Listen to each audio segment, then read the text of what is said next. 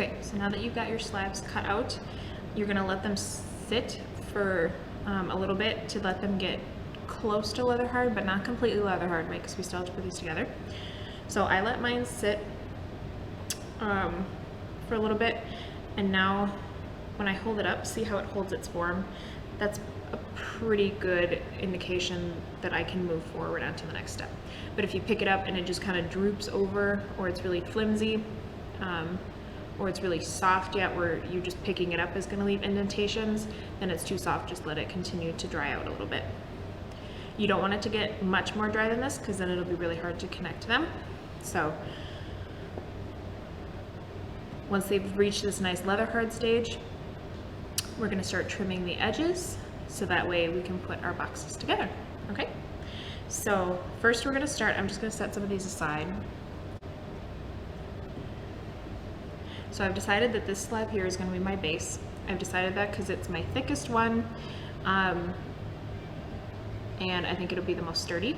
So I've got my base here. What we're going to do now is called a beveled edge. So that's when you trim the edge to a 45-degree angle.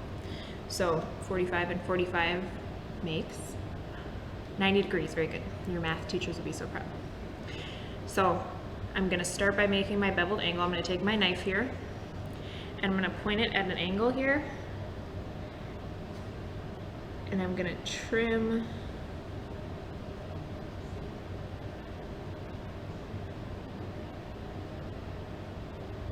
all the way. I'm going to smooth it out here with my finger.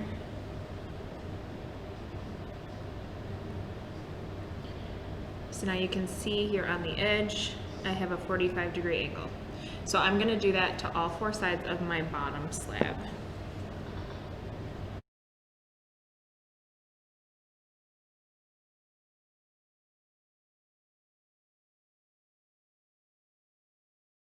Alright, so now that I've got all four sides, this nice beveled edge, right?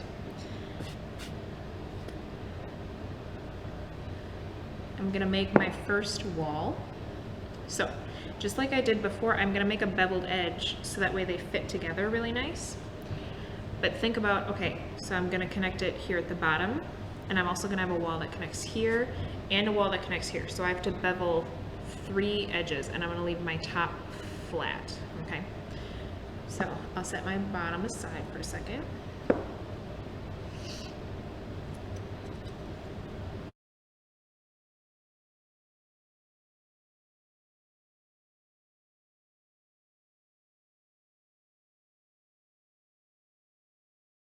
Alright, so I've got my beveled edges here for my first wall. So now that I've got that done, I'm going to come back to my bottom slab, and notice now when I put my wall up against, it's going to make this perfect 90-degree angle. It's going to be really nice. So I'm going to do that for my other 3 walls, where I'm going to bevel the 3 sides.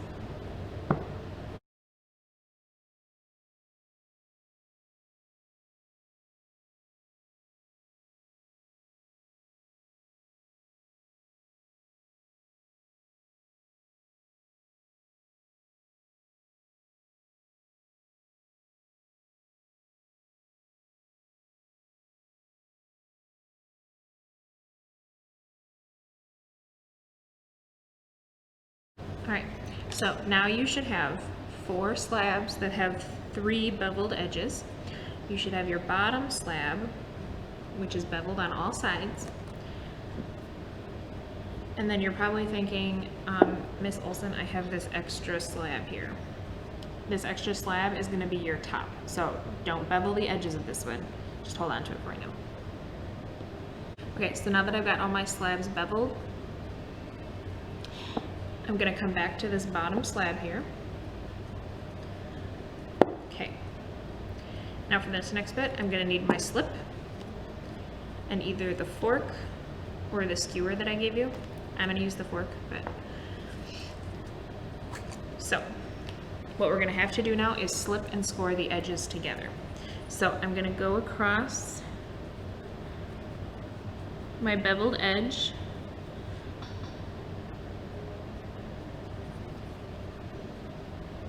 And make those score marks.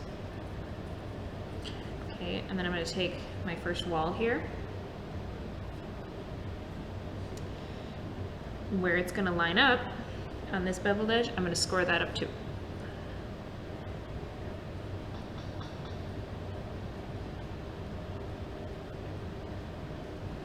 Alright, now that I've got score marks on both sides, I'm going to take some slip.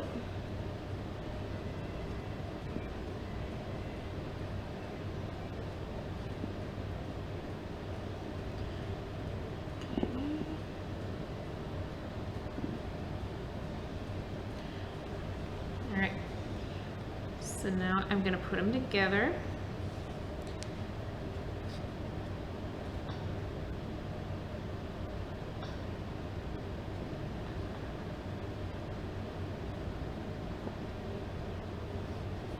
So you can see I'm kind of holding it up on this side and pushing.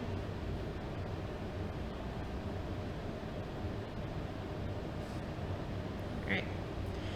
Now, this isn't going to be strong enough to keep this all held up. So, I'm going to take some of those trimmings that we had. I'm going to roll them up and make them into a coil. So I'm just rubbing them between my hands and they'll kind of turn into like a long snake, or you can do it on your board. And I'm going to pinch off little by little here. And I'm going to press that into the seam to make sure it's nice and stable.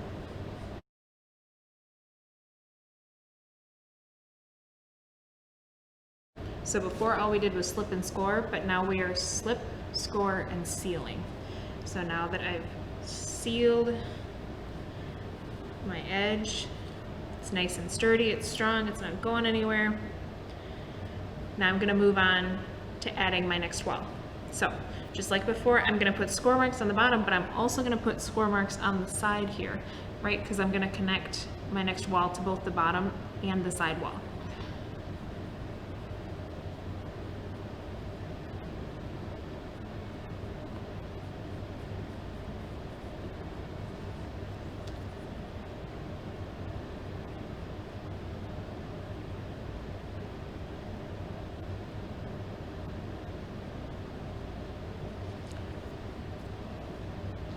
So I'm going to grab my next wall slab. I'm going to line it up so I know I have to score this one and this one.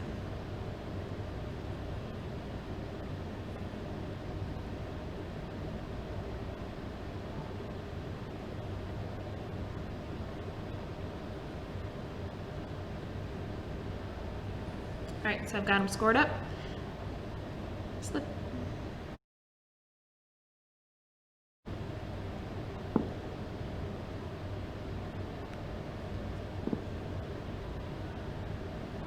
So remember, when you add slip, you don't want to destroy all the score marks you made. You just want to dab the slip on so it kind of gets the edge wet.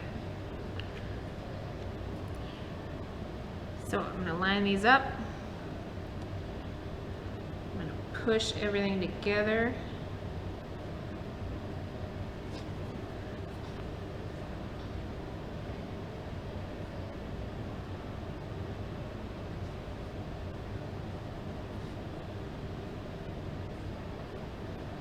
I'll come back to clean up this outside edge later. Right now I'm just focusing on the inside.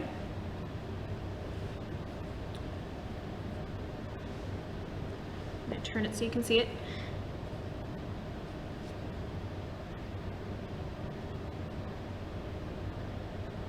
So again, I'm going to seal these seams here so it stays nice and strong.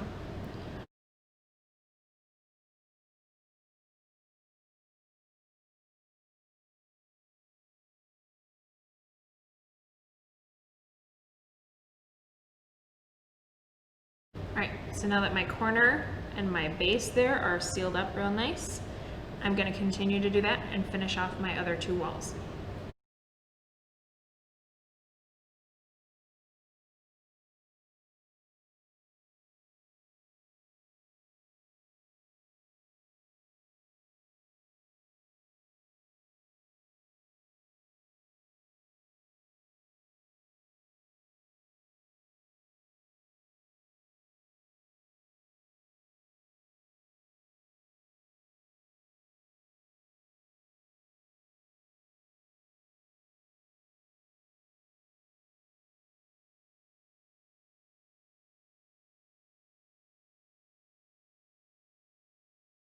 So now that I've got the inside of my box all sealed up, I'm going to clean up these edges.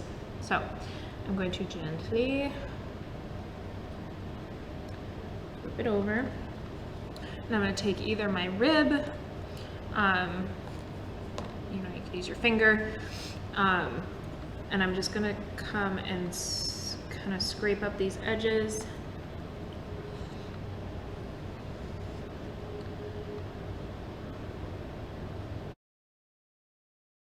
I want you to be really nitpicky about this now, because this is as smooth as it's ever going to get.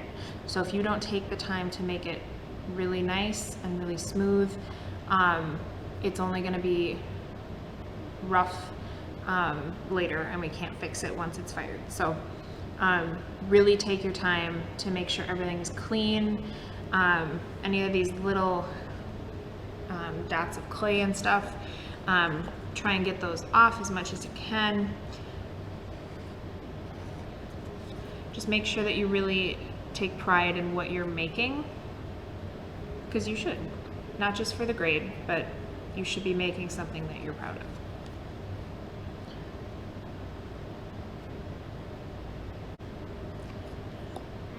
So once I've got my bottom cleaned up, I'm going to take this opportunity to put my name on it right away so I don't forget later. So I'm going to use the skewer. You could also use a pencil or the paper clip I gave you, but you need to at least put your initials in there. I like to put my last name in the year just so I remember when I made it.